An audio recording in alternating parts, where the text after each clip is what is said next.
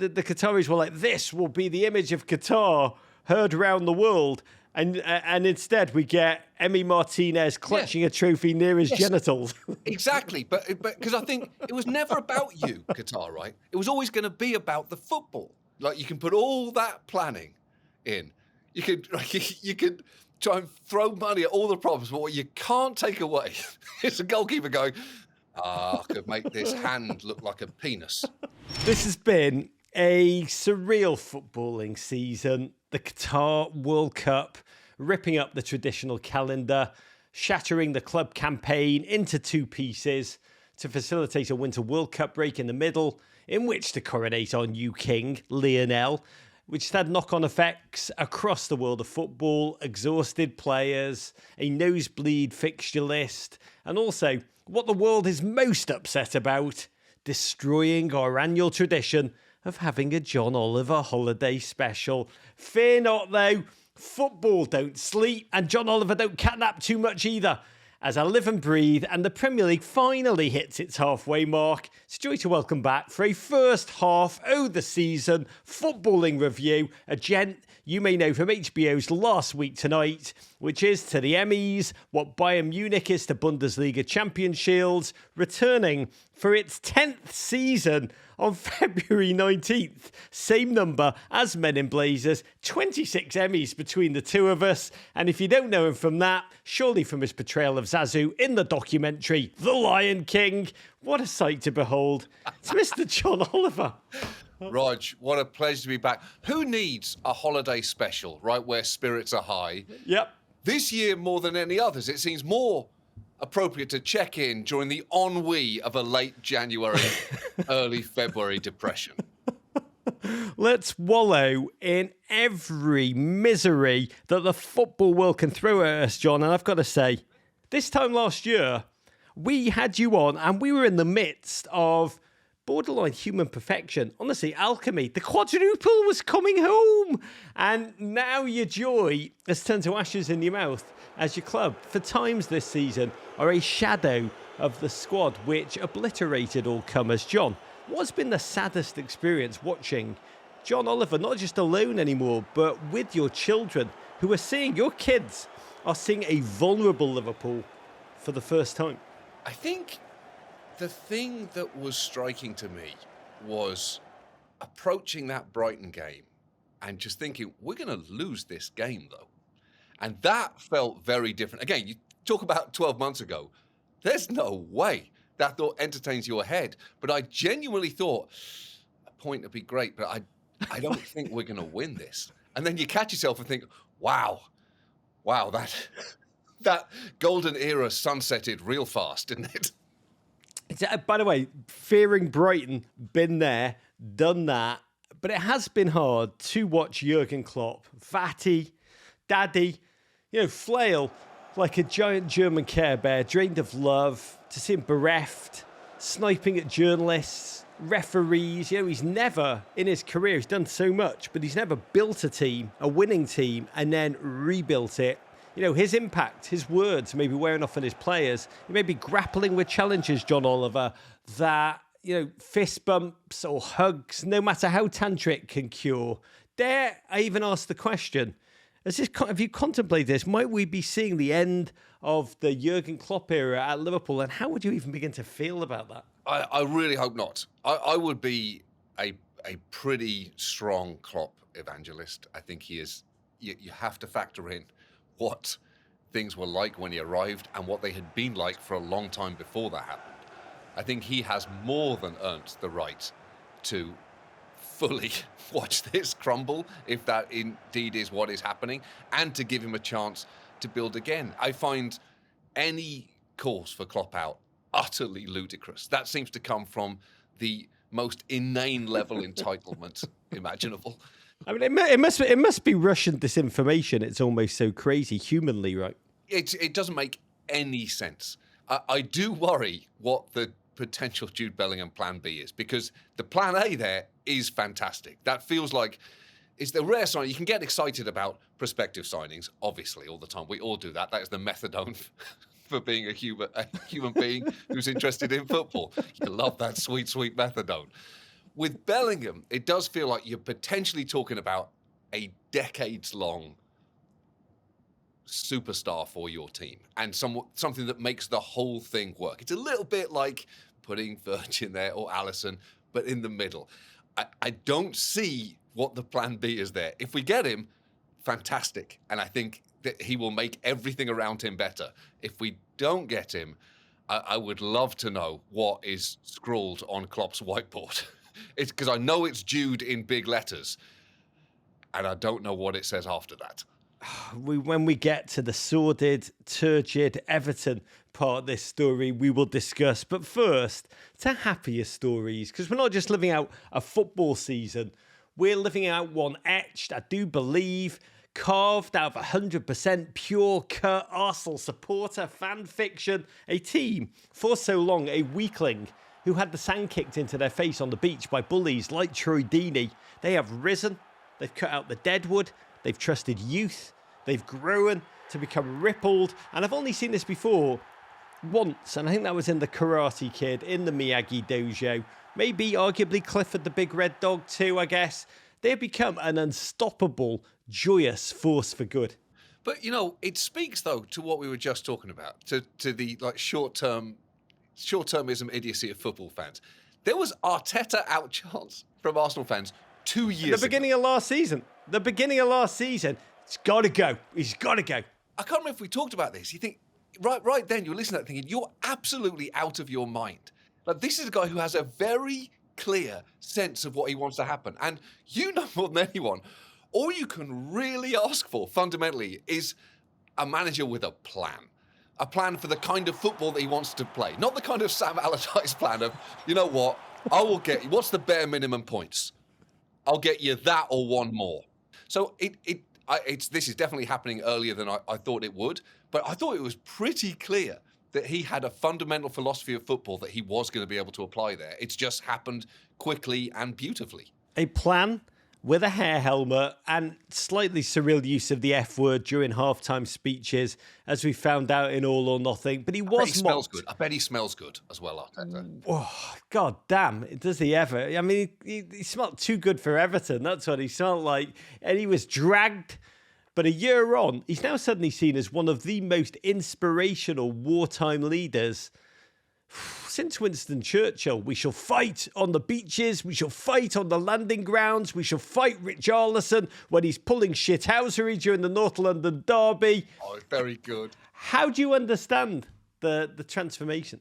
For me, I will say, I guess if you're around our age, for me, it's still slightly too soon. You're going to hear a lot of "we've suffered" as Arsenal fans. I remember the perfect season. I don't think you've suffered long enough to pay for what you had then. So I still think this is happening earlier than I expected in terms of Arteta's plan, and earlier than really is earned in terms of Arsenal fan misery. You're getting this early. You went undefeated for a whole season. I don't really want to hear about things have been bad. Things have been fine in aggregate. God, I love you. John Oliver, within a footballing sense, the theology of reward and punishment. We are so wonderfully medieval in our footballing approach. But this team have so many joyous weapons. Martin Odegaard, ethereal. Aaron Ramsdale, proper bonkers in all of the good ways. Bukayo Saka, hold me closer, tiny dancer. Watching him charge down the wing, it's like witnessing a baby unicorn just sparkle dust coming out behind him. This is not a drill, is it, this season? Tell me, Arsenal are not going to implode and self-sabotage and crash to earth. I don't think so. I don't see it. They've had plenty of chances to crack, and they haven't. I think they're going to be okay. And I know in saying that, that is just the sweet, sweet kiss of death. But I don't know. It looks real to me. Stan Kroenke, don't miss. The team. Wow. I think you might have just come up with the least beautiful football chant that's ever been, and that's an incredibly low bar. Stan Kroenke, don't miss. Stan Kroenke, don't miss. I'm not trademarking that. That is my gift of a turd to the world. But the team, I've got to wash my mouth out after that. Stan Kroenke, don't miss. Sorry, the That is an team. ugly use of the English language. The team most likely to catch them, Manchester City. What do you make, John, of Erling Haaland, who is, I believe, Chat GPT in cleats, an extraordinarily next-level footballer who will score all the goals, win all the games, then write term papers, which mean college as we know it will cease to exist? I think it's one of the reasons that I would be quite happy with Arsenal winning the league this year is that signing felt unfair, right? Even aside from all the financial steroids going on, it felt like, well, you can't have him, though. That's PlayStation footballer.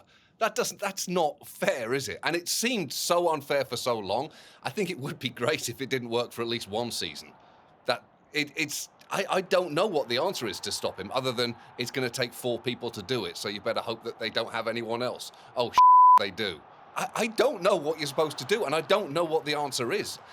Maybe some smart manager will come up with it, but other than saying you have to double or triple up on him and just take your medicine with Mahrez, I don't know. With Mahrez, Phil Foden, Bernardo Silva and Grealish. Oh, Grealish. You got to always take him. That's the medicine you don't mind taking. You know what? In many ways, he's Man City's Darwin Núñez. If you're angry with him, I think you're angry with life. He really is. That gentleman, so misunderstood. He's just here to bring joy, to entertain, yes, to bring light where Bielsa, I once interviewed him, and he said the role of football is to bring joy to those who find joy hard to experience. I watch Grealish, and I think he is Bielsa's idea of football incarnate, joy. Yeah, that's right. He's body of a man, mind of a child. It's like a child saying, I want to be a Premier League footballer. And then like some fairy coming down saying, ding, you just have a large body now. There, you can go and do it. He has the innocence of, I can't believe I get to do this for a living. Look at this. Oh, yeah. You go along. Oh, I got a header. It's nice, this, isn't it? I'm a footballer. You just nailed Grealish. Grealish is essentially English Tom Hanks in Big. Yes, absolutely. That is I truly believe it's fundamentally football big. That is what's happened there. That he's standing there going, I can't believe it. Look, my feet are really big. Look at this. How about it? Look, I've got a cool haircut too, because that's the haircut a child thinks would be cool for an adult to have. This beer tastes funny. It's why he gets on so well with children. When you see him being spectacularly kind to kids, you realise that's because they're peers. He's just said, don't tell anybody. I'm one of you. I'm just playing for Manchester City. And England, by the way. I'll work on me celebrations in front of the mirror like a child. On the other hand, Manchester United may finally have woken from their near decade of slumber. Eric Ten Hag, those 3 words, so stoic, so severe, but he does seem to be a transformational genius. Yeah, I can't stand Manchester United, Rod, you know that. So it's very hard for me to will anything positive happening to that organisation. I have truly delighted in the chaos that was there. I'm not quite ready to say goodbye to it yet. I thought it was going to take a little bit longer, and I was kind of enjoying, the final morsels of pain that we've experienced there. I worry that unfortunately he is the right guy for that job. He is taking on a massive reconstruction, and he's doing it quite well. And I think I have to emotionally prepare myself for the fact that, again, I've enjoyed a really good run as a Liverpool fan of watching Manchester United destroy themselves. It's been great, and I'm so grateful to Cristiano for coming back. That really was the cherry on top of the whipped cream on top of the ice cream. And I think it was we were probably at the mountaintop there. That was probably as good as the view from the wreckage of Manchester United was going to get. Chelsea Football Club. Oh, under new ownership, that of LA Dodgers, Todd Burley, he of aim, fire, ready strategy, arriving, span about all-star games and doubling revenue lines. Is Chelsea takeover? It's been a bit like watching Elon Musk roll up to Twitter HQ carrying a kitchen sink. Yeah, I hope the Chelsea fans have got some chance about revenue lines coming up, because that's That's about the only thing that makes sense in terms of the strategy there right now. I don't really know what the plan is here. No one seems to be able to articulate it. Graham Potter, again, has a plan. As an individual, he has a plan for the kind of football he wants to play. But, it's like an episode of Chopped. I think he goes in wanting to make a moussaka. Next thing you know, someone's throwing a lamb shank at him and some jelly. You're like, yeah, that's not really what I do, though.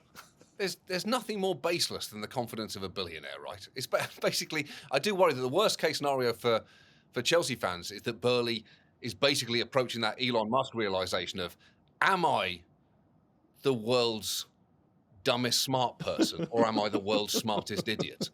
Because it's one of those.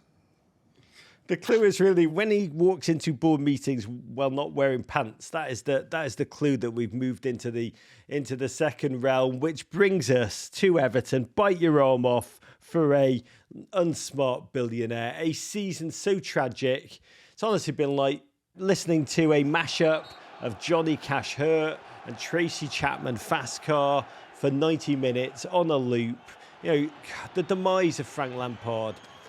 The relegation zone, just like the players wanting to leave en masse. Who would want to save this club? We are now a football club in a way that George Santos is a congressman. Is taking on this job of being the manager of Everton Football Club like becoming mayor of Chernobyl the day after the nuclear reactor melts down? Oh, God. I guess it depends what you're taking over for.